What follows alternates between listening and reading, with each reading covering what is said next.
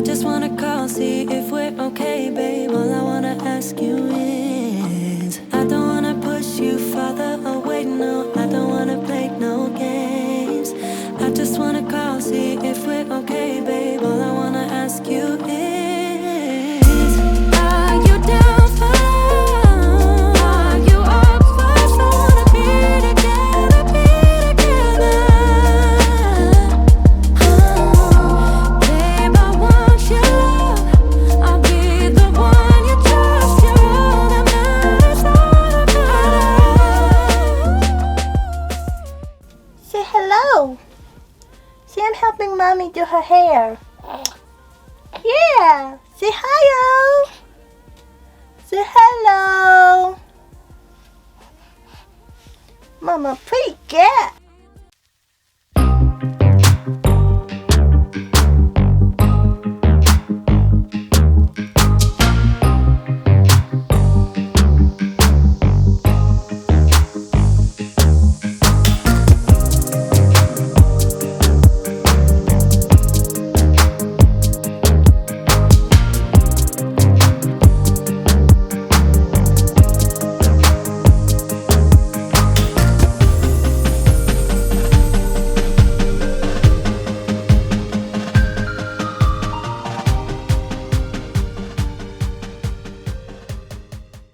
So y'all, your girl just got off of work not too long ago, and I was, getting some videos done that I had to record on today, getting a sponsorship done that I had to record on today, and I was just sitting back thinking. And you guys, y'all know how I told my whole pregnancy story, right? If you watch the channel, you know your girl told her pregnancy story from beginning to end.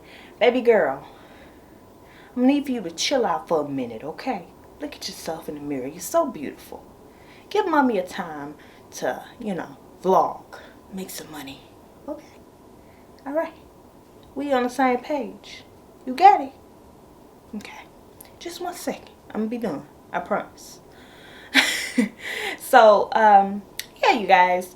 I had, went through that. And, of course, during your pregnancy, you're usually extremely emotional. So a lot of stuff during my pregnancy I tried not to translate into my everyday life, because I feel like personally, you're more emotional when you're pregnant, so you take stuff more personally. You kind of just do stuff on a I'm doing this, okay? So at such time that I was pregnant, at the beginning of my pregnancy, of course, the first thing that you need is a OBGYN. And I did not have an OBGYN. I had a primary care provider, of course, as most people have. But I did not have an OBGYN. Hold on, let me grab baby girl. So anyways, you guys, my mom ended up finding me an OBGYN. And it was this doctor here in Memphis. He had really good reviews. I think he had 5 stars if I'm not mistaken. During my pregnancy, I really didn't want to do anything, okay? I was just lazy. For the whole 8 months, however long I was pregnant, girl, I was just lazy. I ain't even gonna lie to you, I was lazy. I would be productive for a little while, but for the most part, I was lazy. So, my mom ended up finding this OBGYN, and I started going to him. At first, it was all right. It was okay. And then towards the end of my pregnancy, it just started getting crazy. Like, you guys, he told me that he was asking questions like, is my baby a little bit older? Like she had calcium around her sac, I think he was saying. It was a lot of different stuff that alarmed me during my pregnancy going to this doctor. I'm not even gonna lie to y'all. So I think back on my pregnancy a lot and on the way that he handled things, but he did not end up delivering my baby, because when I told you guys my pregnancy story, I told you guys that when I did deliver my baby, he was late coming to the hospital, so he missed that whole process, right? But there was a lot of stuff that scared me about him. He was real hasty when it came to pretty much everything, right? So anyway, fast forward. I'm working this new job, and I end up meeting a girl there. And of course, we have conversations, right? You're getting to know people. You're getting to know certain things about people. So we end up on the conversation of, OBGYNs, my pregnancy, all the things that I experienced, stuff like that, y'all. And I end up talking about my physician, my physician, my OBGYN or whatever. And I was like, yeah, he's African, because he is African. And he was pretty hasty, like during my pregnancy and stuff. It was a lot of different stuff we were talking about. So off the top, by me saying that he was African, I guess she, realized who I was talking about, because there's this doctor here. He's African, and you guys, there are so many people that go to him. Me at first thinking that he's a great, doctor. So I'm like, shoot, let me go ahead and go. Nothing against Africans, you guys. I love everybody, okay? But y'all, that was one of the things that, popped up in my head because our manager is African, okay? So his accent and everything just reminded me of my OBGYN, right? So anyways, we're talking and talking and talking. And she's like, oh, is this such and such? And I'm like, such and such who? And she says his name. And I'm like, yeah, that's who I went to. Because at first I couldn't think of his name. And whenever I was in the hospital in labor, I guess I was saying his name wrong. So they were like, girl, who are you talking about? Everybody would correct me, right? So anyways, y'all, she ends up going into this story about how she had a cyst on her ovaries and how she was pregnant, and she ended up finding a physician, ended up finding him, or OBGYN. I don't know why I keep saying physician, even though I guess that is a physician, right? So anyway, ends up finding him, goes to him, and he was real hasty, okay? So all while she's pregnant, her cyst is growing and growing and growing and growing.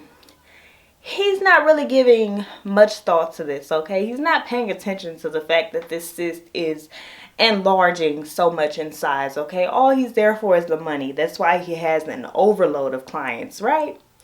So anyways, with that being said, her cyst is growing. So therefore, she knows that she's pregnant, but eventually ends up having a miscarriage because of the way that he mishandled that, okay? He's not informing her on this cyst getting bigger and bigger. This is not something that he's checking up on, even though he knows that the girl has a cyst, right? What you looking at, baby girl? What you looking at? So she tells the story about how she ended up having a miscarriage. But I'm thinking in my head like, oh, I knew it was something that was kind of flaky about this man. Like, he mishandled me my whole pregnancy. And I was just trying to chalk it up to me just being emotional because I was pregnant. I would leave that doctor's office crying. And you guys, I found somebody with a crazy story just like I had, okay? Wow. Anyways, I just wanted to tell y'all that because I don't know if I ever really elaborated on him. I think the most that I talked about him was in my pregnancy, labor and delivery story. She's staring over here at something, y'all. I don't know what. But yeah, crazy to know somebody had the same doctor and they felt like they were mishandled. Anyways, girl, I guess I'll go ahead and end off this vlog because I have so much to do and it is the end of the night. Your girl just got home from work not too long ago. I decided to slap on some makeup and finish up my sponsorship, so that's what I did. But yeah, it's time for me to wind it on down around these parts.